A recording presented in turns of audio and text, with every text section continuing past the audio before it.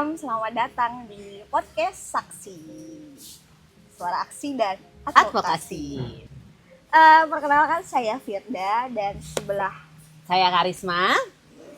Kita dari LBH Yogyakarta. Nah, episode kali ini kita akan ngobrolin terkait isu terkini. Apa itu, Mbak?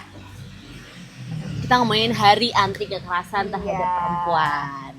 Nah, betul. Mbak Riz, untuk memulai perbincangan kali ini, kira-kira kan ini banyak mau liburan ya? Iya. Kira-kira di bulan Desember ini, apa sih kegiatan Mbak Karisma? Apa ya, kita pengennya liburan sih ya, liburan akhir tahun liburan ya Mbak. Dan merefleksikan 1 tahun perjalanan, mungkin macam-macam ya, ada perjalanan advokasi atau perjalanan kita sendiri gitu. Luar biasa, masih banyak kegiatan di tahun baru teman-teman. Nah, di bulan Desember kali ini mungkin teman-teman sudah ikut menyuarakan dari bulan September dan Desember itu kita banyak memperingati dari mulai hari memperingati HIV/AIDS, kemudian anti kekerasan terhadap perempuan dan memperingati kampanye hak asasi manusia. Ya, tepatnya di puncaknya di 10 Desember. Nah, kira-kira nih Mbak, isu-isu apa sih atau refleksi apa yang kira-kira mau dibicarakan terkait kekerasan terhadap perempuan, entah itu terhadap kelompok rentan atau terkait hak asasi yang ada di sekitar kita. Nah, mungkin kita sebelum jawab pertanyaan Firda, kita mau kayak review dulu nih. Kenapa sih ada Hari Anti Kekerasan Terhadap Perempuan, ya kan? Belum saya sepil ya Mbak ya? Iya, itu kan dari tanggal 25 September ya, sampai puncaknya di Hari HAM itu gitu. Jadi Hari Anti Kekerasan Terhadap Perempuan itu kayak memperingati gitu ya, bahwasannya kekerasan terhadap perempuan itu juga bagian dari pelanggaran hak asasi manusia. Betul. Juga, Fir. Jadi masyarakat tuh perlu tahu gitu ya. Iya. Makanya, nah tadi kan Firda tanya tuh apa sih yang jadi sorotan nih di tahun 2024 ini. Mungkin kalau aku kita ngomongin femisida kali ya. Oh, apa itu Mbak femisida? Mungkin sobat LBH ini belum tahu ya kira-kira femisida itu apa. Bener. Gitu. Sebenarnya istilah femisida itu kayak baru populer ya belakangan ini. Mbak. Kan kita banyak mengenalnya kayak genosida, terus ada juga ekosida, pembunuhan yang disebabkan karena adanya perusakan lingkungan gitu ya. Nah, femisida sendiri ini pembunuhan terhadap perempuan karena identitasnya sebagai perempuan. Wah, jadi ngeri juga gitu, ya Mbak. Ya. Jadi sebetulnya dia juga tidak lepas dari bentuk lain ya. Dia adalah puncak dari kekerasan terhadap perempuan gitu. Nah, kalau Komnas Perempuan itu udah mulai mencatat kasus-kasus femisida ini sejak 2017. Belum lama juga sebetulnya ya, baru sekitar berapa ya? 4 tahunan. Ya, 4 tahunan ya? 4 tahunan. Ya kurang lebih lah ya segitu gitu. Nah, tapi sebetulnya mungkin kasusnya udah banyak gitu ya. Tapi belum teridentifikasi kalau itu korban kekerasan. Ya itu istilah sih, istilah aja ya, istilah femisida yang dikenal belakangan. Kalau di tahun ini kan baru populer juga karena di bulan September tuh kalau nggak salah ada beberapa kasus-kasus yang viral kan. Betul.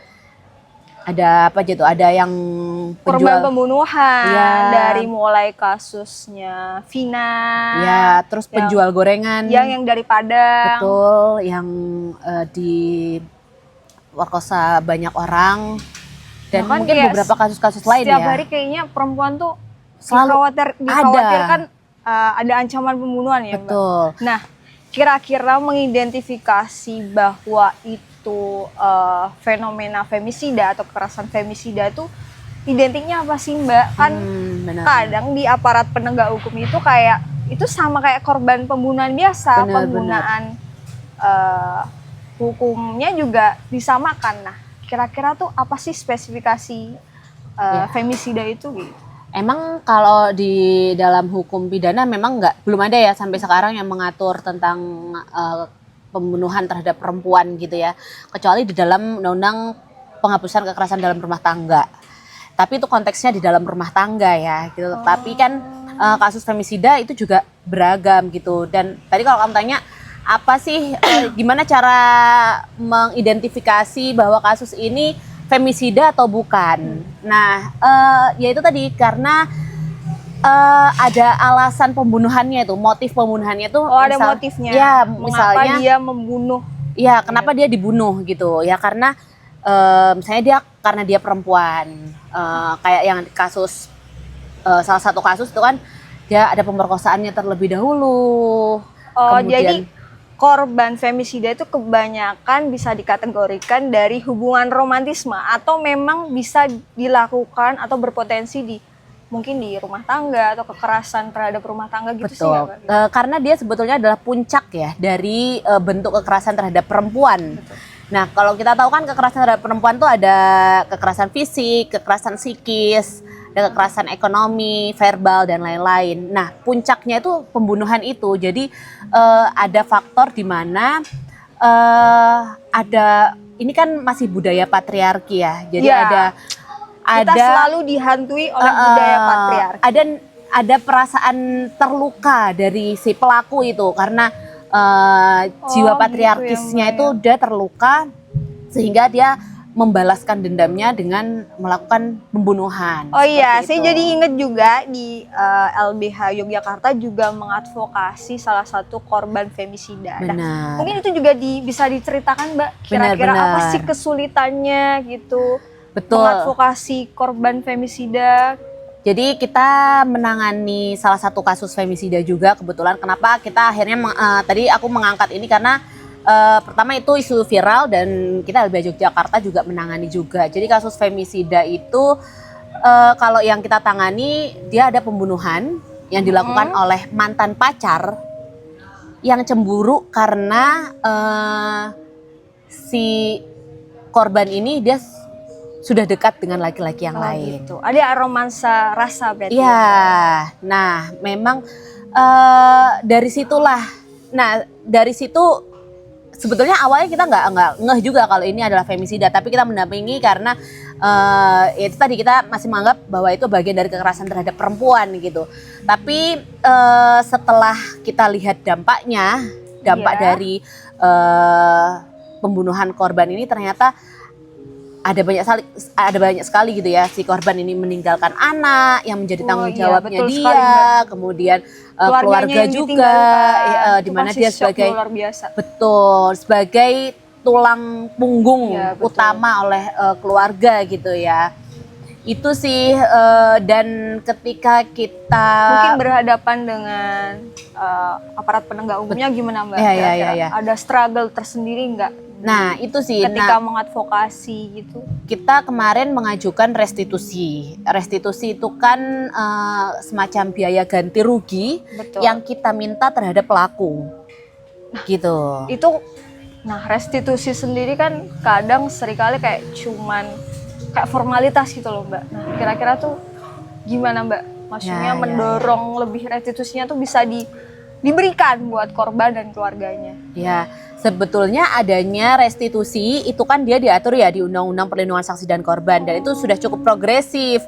Tapi pelaksanaannya nih juga sulit gitu ya, nggak cuma di kasus femisida ini aja, tapi di beberapa kasus lain yang juga kita mengajukan restitusi, itu akhirnya kembali lagi apakah si terdakwa itu mampu membayar atau tidak. Oh, dia juga mempertimbangkan dari sisi ekonomi pelaku juga gitu. Betul, jadi ini yang Problematik juga ya, Mbak? Padahal kan yang dituntut kan adalah pertanggungjawaban untuk keluarga korban kan, atau kalau di kasus misalnya pemerkosaan, Betul. ya untuk korbannya, pemulihannya dan lain sebagainya. Tetapi ketika itu nggak dibayarkan, ya gimana gitu Betul. kan?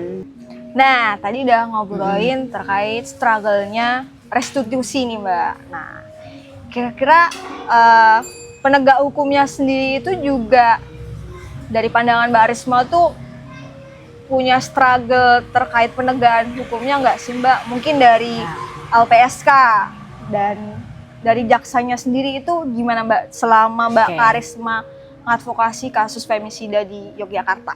Ya, kebetulan sih kemarin kita dapat jaksa yang cukup akomodatif ya. Jadi ketika kita mengajukan restitusi itu langsung diterima gitu ya. Jadi awalnya kita mengajukan dulu ke LPSK karena biasanya restitusi itu kan dihitungkan oleh LPSK gitu ya. Tapi ternyata di kasus ini awalnya kami tuh berpikir kalau ini pembunuhan harusnya masuk dong gitu. Tapi ternyata tidak semudah itu. Jadi bagi teman-teman LPSK justru pembunuhan ini adalah femisida ini seperti masih dilihat seperti pembunuhan biasa aja gitu. Gitu. Ya, tapi kami melihat sesuatu hal yang lain yaitu ada anak yang ditinggalkan, kemudian ada keluarga. Jadi kami berinisiatif untuk mengajukan. Ya udah coba kita ajukan dulu lewat jaksa. Nah, kebetulan waktu itu dari Kejaksaan Bantul yang menangani perkara ini cukup akomodatif, dia nggak banyak bertanya, meskipun sepertinya itu hal baru juga buat jaksa. Jadi di narasi itu kami di surat yang kami tujukan kepada jaksa itu kami menyampaikan beberapa dampak-dampak ya, baik itu dampak material dan imaterial. Materialnya karena dia pencari nafkah utama kan, si korban, betul. Ada anak yang harus dinafkahi, yang kemudian yang kedua imaterial, betul. Nanti sampai dewasa anak kecil yang ditinggalkan orang tuanya biasa aja itu pasti keinget terus sampai gede. Apalagi ini cukup tragis loh meninggalnya, betul. Kayak gitu. Untuk hitungan imaterialnya itu cukup ada kesulitan nggak Mbak? Maksudnya dari LPSK-nya atau dari Nah, sebenarnya kami hitung sendiri sih. Ya, kami menghitung sendiri ya sampai di putusan itu juga terakomodasi dengan baik. Diputus restitusinya juga, tapi permasalahannya adalah setelah putusan. Bagaimana pelaksanaan setelah putusannya? Nah, ini peran jaksa, teman-teman. Betul, peran jaksa gimana menagih kepada terdakwa nih, gitu kan. Itu di banyak kasus sih akhirnya ya lepas gitu aja. Jadi selama mengadvokasi kasus femisida ini itu tuh jadi belum ada eksekusi yang pasti yang dilakukan jaksa atau gimana Mbak? Maksudnya atau memang masih kesulitan untuk Ya sebenarnya nggak cuma di kasus femisida sih gitu. Jadi PR pelaksanaan restitusi itu kayaknya di banyak kasus karena kita juga ada di kasus yang lain juga ya. Betul. Undang-undang yang menggunakan perlindungan anak gitu. Itu juga susah. Itu. Jadi semacam kayak belum ada kepastian gimana eksekusi ini bisa dilaksanakan secepatnya oleh jaksa gitu Mbak. Karena ada juga lah. Betul. Karena ada di peraturannya itu memang restitusi ini sesuai kesanggupan si korban apa pelaku terdakwa ya betul sesuai kesanggupan terdakwa. Nah tapi kayak jadinya jatuhnya seperti formalitas kan. Iya betul. Nah gitu. Kira-kira nih Mbak kalau dari pengalaman Mbak Karisma mengadvokasi terkait isu femisida ini tuh kira-kira dorongan apa mungkin dari LBH mau mendorong suatu kebijakan supaya restitusi bagi korban itu bisa segera dilaksanakan oleh jaksa, bukan hanya sekedar formalitas di undang-undang ya, seolah-olah berdalih sembunyi bahwa sesuai dengan kapasitas kemampuan dari pelaku lah. Itu kan akhirnya jadi kayak saling melempar-lempar, ada kekosongan hukum gitu. Jadi kira-kira apa Mbak, ada dorongan apa ini Mbak kira-kira? Ini memang perlu kayak semacam konsolidasi ya sama pendamping-pendamping korban yang lainnya gitu ya. Iya, luar biasa. Mungkin yang mengalami ini nggak cuma LBH Yogyakarta, tapi ada pendamping-pendamping lain yang juga mengalami kesulitan untuk mengeksekusi restitusi ini gitu. Jadi ada perbedaan penerapan ketika menggunakan undang-undang TPKS dan undang-undang yang lain. Oh, TPKS sendiri juga beda juga penafsiran? Beda. Jadi kalau di undang-undang TPKS mungkin kalau nggak salah restitusi itu relatif lebih ini ya, karena dia ada victim trust fund. Apa itu Mbak? Aku juga baru tahu ini soalnya. Iya, victim trust fund itu dana bantuan untuk korban ya, gitu. Jadi LPSK sendiri juga kalau itu kasusnya kekerasan seksual, dia langsung kompensasi iya, atau restitusi gitu. Semacam restitusi. Nah, Pemulihan atau apa itu? sepertinya ini juga masih dibahas ya, Iya. karena belum ada aturan turunannya kayak mengenai victim trust fund ini. Tapi yang jelas di undang-undang TPKS-nya sendiri itu ada gitu. Istilah Gitu, baru sih Mbak. ya. Saya sendiri juga baru tahu. Mungkin teman-teman juga bisa pelajari gimana sih problematikanya restitusi ini bagi Ya. korban femisida. Nah, selain dari sulitnya kepastian dari restitusi, atau mungkin bisa ada alternatif lain Mbak, mungkin keadilan restoratif yang ditegakkan mungkin lewat dari upaya lain, mungkin dari kampanye-kampanye media sosial untuk ini loh pentingnya bahwa restitusi untuk korban itu memang kebanyakan hanya formalitas gitu. Iya. Dari jaksa, makanya kayak seolah-olah jaksa tuh ya itu sesuai kemampuannya gitu. Kalau keadilan restoratif nggak mungkin, Nggak. karena kan kasus kekerasan terhadap perempuan gitu ya, di banyak kasus KDRT aja itu seringkali aduan atau laporan korban itu dikesampingkan. Oh, Jadi kadang di kasus KDRT itu seringkali terjadi saling melapor. Istri melaporkan suami dengan KDRT, ya, dalihnya UU ITE tidak, gitu. tapi Pencemaran kemudian nama baik. tidak ditangani oleh polisi. Tapi begitu suami melaporkan balik istrinya, itu lebih cepat. Gitu ya Mbak. Begitu. Jadi ada relasi kuasa gitu ya Mbak.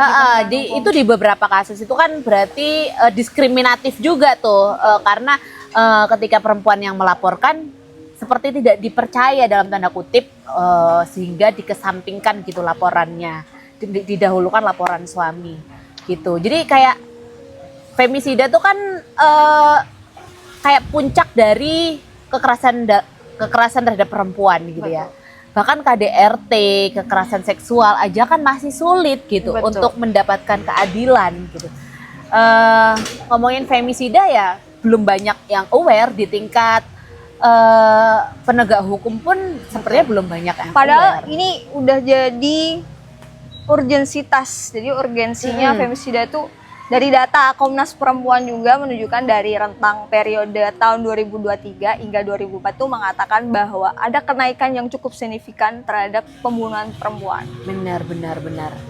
Jadi Ya. ya seyogyanya kita tuh mengenal apa sih femisida itu gitu. Dan Iya. bagaimana upaya untuk mengantisipasi gitu. Ya, seminimal-minimalnya sih aparat penegak hukum seharusnya mulai mencatat ya pendataan. Pendataan kasus-kasus kekerasan terhadap perempuan. Betul. Di kasusnya kita yang tadi aku ceritain itu kebetulan jaksanya perempuan juga. Bisa jadi biasa. mungkin itu ya jadi faktor ya kenapa kasus kita diakomodasi dengan cukup baik. Bisa jadi karena jaksa Punya sendiri juga perempuan, betul, bisa jadi. Tapi itu akhirnya akan berbeda-beda juga gitu. Betul. Belum tentu kasus-kasus yang lain juga bisa diakomodasi sedemikian baik gitu. Dah, masih ingat nggak Mbak kasusnya Ronald Tanur yang sempat menghebohkan di media sosial dari kasus penganiayaan, bahkan suap yang dilakukan salah satu keluarganya hingga membuat hakim ini juga diadili juga. Nah, itu dari pandangan Mbak Risma gimana sih pandangan penegakan hukum di Indonesia ini? Ya, sebenarnya Ini dua hal ya kalau menurut aku. Pertama, memang perspektif hakim atau perspektif penegak hukum ya, nggak cuma hakim, tapi mulai dari kepolisian, kejaksaan sampai hakim itu di kasus-kasus yang seperti ini, kasus-kasus kekerasan terhadap perempuan itu belum cukup akomodatif terhadap kepentingan korban gitu. Sehingga di kasus Ronald Tanur tuh ya aneh banget dengan penganiayaan yang sampai segitunya. Tapi pelaku masih bisa bebas. Iya. Itu kan jadi pertanyaan yang sangat besar gitu. Momok luar biasa sih. Iya, tapi kebetulan di kasus ini itu ternyata ditemukan ada suap. Iya kan? Betul. Tapi di banyak kasus lainnya, bahkan untuk sampai di pengadilan aja, kasus-kasus kekerasan terhadap perempuan itu susah banget gitu. Ada banyak banget faktornya. Apa tuh salah satunya, Mbak? Ya, yang sering banyak lah gitu. Pintu utamanya kan sebenarnya polisi kan. Oh gitu. iya, betul. Tapi ketika kasus itu Gerbang utamanya. Ketika masuk ke polisi itu juga banyak sekali tantangannya, yang korban harus membuktikan. Itu kan juga sesuatu hal yang sulit, padahal itu kan tanggung jawab dari polisi gitu, tapi korban punya beban untuk membuktikan itu sendiri gitu. Oh iya betul. Aku juga ada cerita nih Mbak, salah satu temanku dia tuh mengalami kasus kekerasan seksual. Dia mau melapor nih di kepolisian, tapi dia malah di iniin sama polisinya. Kamu beneran Mbak mau ngelaporin pacarmu sendiri kayak gitu. Jadi pertanyaan-pertanyaan seperti itu yang justru membuat korban itu merasa oh iya ya gitu. Dari mulai psikisnya sudah mulai tergoncang, tapi ditambah dengan aparat penegak hukum kita yang belum perspektif perempuan gitu. Belum punya perspektif korban gitu ya. Korban. Nah, ini kasus kayak gitu banyak banget sehingga ya sampai ke pengadilan aja itu suatu yang keberhasilan penanganan kasus gitu loh. Karena untuk masuk ke sana aja susah, dan bagi korban itu butuh energi yang sangat besar gitu ya, cukup besar, karena harus sidang berkali-kali, kemudian memberikan keterangan dan lain sebagainya, belum lagi proses yang lama. Kadang putusannya juga membuat psikologis ini. Kadang putusannya juga nggak cukup memberikan efek jera gitu. Betul. Nah, itu jadi tantangan di penanganan kekerasan terhadap perempuan ini cukup berat. Complicated. Benar. Kalau kita kaitkan nih Mbak dari rezimnya Prabowo saat ini yang sudah cukup lengkap nih instrumen hukumnya, dari mulai penegakan hukumnya, penegakan hukum HAM-nya itu udah cukup lengkap. Nah, kira-kira apakah cukup efektif Mbak menangani penegakan HAM di Indonesia ini? Cukup efektifkah? Kalau menurut teman-teman yang di rumah gimana ya? Karena ini berat ya, gitu. Karena kita punya pemimpin yang punya track record sebagai pelanggar HAM juga. Historinya aja udah bisa dilihat ya. Dan meskipun instrumen atau lembaga HAM-nya itu cukup banyak, seperti Komnas HAM, Komnas Perempuan, terus ada Kementerian HAM, tapi seberapa besar sih kewenangan mereka itu?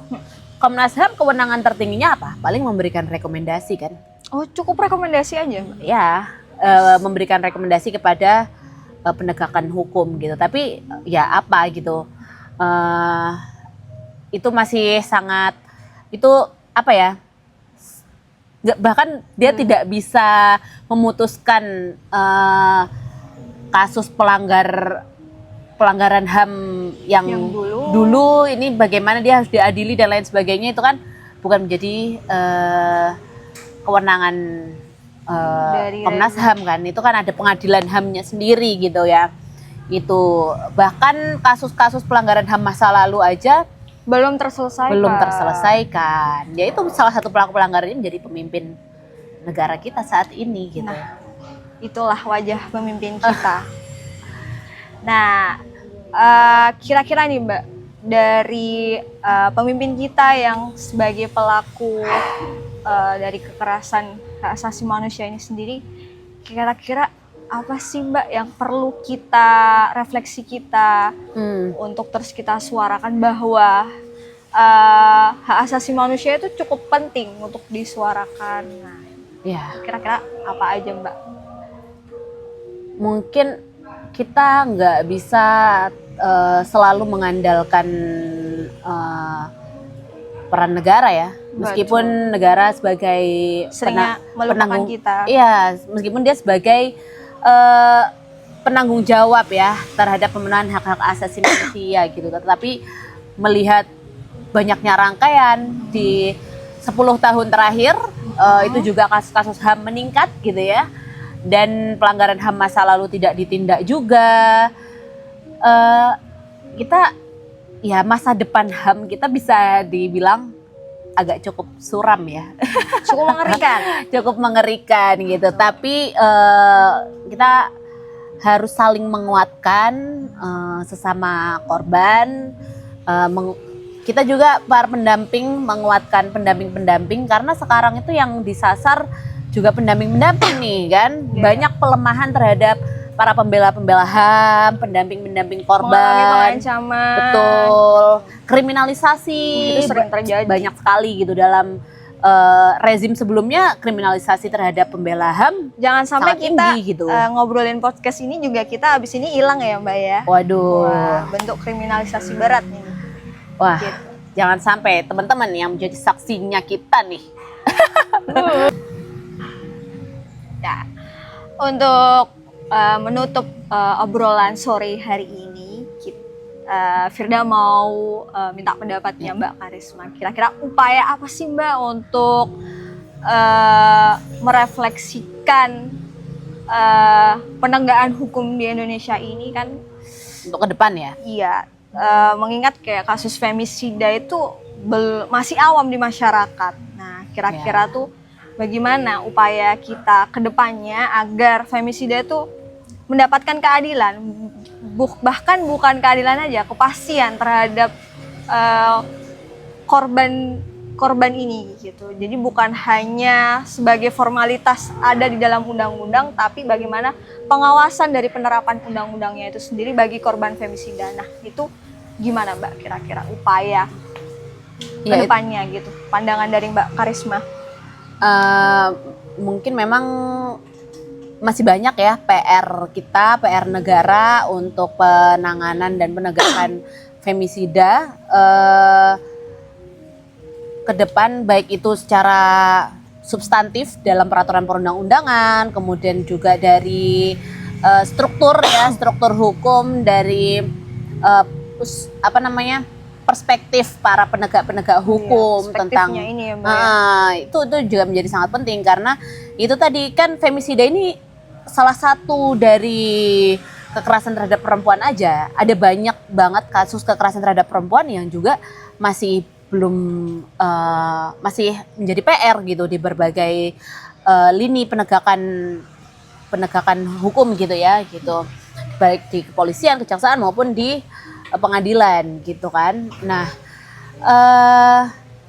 semakin banyak kajian kali ya, kemudian didiseminasikan atau bahkan didiskusikan sampai ke tingkat di desa-desa, kayak di PKK, itu kan komunitas-komunitas. Karena ya mungkin ibu-ibu di desa juga harus mulai tahu apa sih itu, supaya bisa kayak ngasih gambaran terhadap anak-anaknya, potensi kekerasan. Betul. Terus juga mulai dari rumah itu harus mulai dibangun kesetaraan kan, agar tidak ada ruang inklusi yang lebih mengikis budaya patriarki. Itu juga harus berangkat dari rumah juga kan. Gitu. Selain itu ya dari negara sih, semakin negara menciptakan kebijakan dan peraturan-peraturan yang diskriminatif ya. Betul. Terus juga pejabat-pejabatnya harus semakin ditegaskan gitu. Seperti Kesetaraannya. itu. Luar biasa sekali.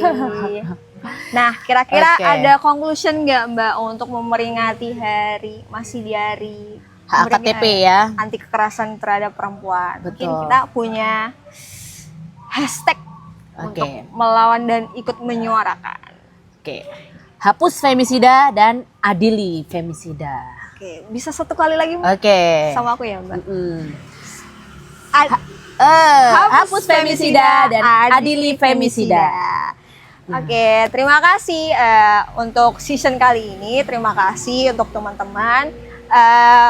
Mungkin juga kita mengucapkan selamat Natal dan tahun baru. Oh iya, mau tahun baru ya Mbak ya. Iya. Lupa. Kita harus liburan sih Mbak. Iya, dan sampai jumpa di podcast Saksi Suara Aksi edisi dan tahun Advokasi. 2025.